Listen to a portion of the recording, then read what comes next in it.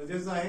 त्यांना मी सकाळी विनंती केली की आपण आपल्या विद्यार्थ्यांसाठी पत्रकारितेवरती एक दिवसाची कार्यशाळा अग्रणी जे आपलं उपक्रम आहे ना त्या लीड्स कॉलेजच्या अंतर्गत आपण तो कार्यक्रम घेऊया आणि मुलांना पत्रकार होण्यासाठी काय आवश्यक गुण आवश्यक असतात, जरी मीडियाचं स्वरूप बदललं, प्रिंट मीडिया त्यानंतर आपल्या मीडिया स्वरूपामध्ये जे येतं ते जरी बदलत गेलं, स्वरूप जरी बदललं, तर लोकांना आरसा दाखवण्याचं काम हे मंडळी करत असतात। यांचं देखील कुणीतरी गौरव केला पाहिजे, त्यांच्या कामाला पोचपावती दिली पाहिजे, हे देण्याचं काम आपण देखील समाज परिवर्तन घडवणारे घटक आहोत शिक्षक, पण आपल्यापेक्षा समाजातल्या प्रत्येक घटकापर्यंत त्यांच्या लेखणीतून जो संदेश पोहोचवतो ते पोहोचवण्याचं काम ते करत असतात।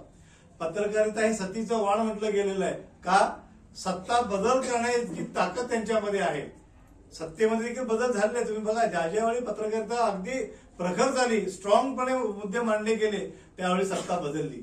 आपल्याला माहिती आहे दिल्लीची सत्ता कांद्याच्या प्रश्नावरती, कांद्याबद्दल किती मोठं लिखाण त्या पत्रकारितांनी केलं, त्यामुळे सत्ते देखील बदल झाला। एवढी ताकद या पत्रकारितेमध्ये आहे।